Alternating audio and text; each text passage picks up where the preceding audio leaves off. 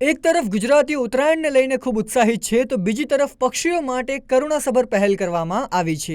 જી હા, પક્ષીઓ માટે કરુણા અભિયાન શરૂ કરવામાં આવ્યું છે। ઉત્તરાયણ પર્વમાં ઘાયલ થયેલા પક્ષીઓની સારવાર માટે પહેલ કરાઈ છે। રાજ્યમાં 10 થી 20 જાન્યુઆરી કરુણા અભિયાન યોજાશે। આની જાહેરાત વન અને પર્યાવરણ મંત્રી અર્જુનભાઈ મોઢવાડિયાએ કરી છે।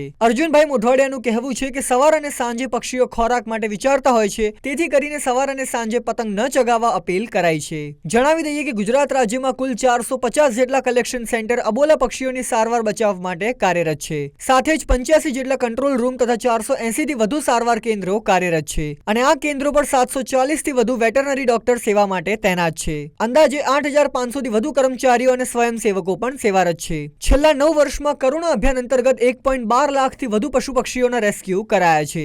ઘાયલ પક્ષીઓની સારવાર માટે હેલ્પલાઇન નંબર 1962 પણ જાહેર કરાયો છે। સાથે જ વાઇલ્ડ લાઇફ હેલ્પલાઇન નંબર 8320000200 પર સંપર્ક કરી શકાશે।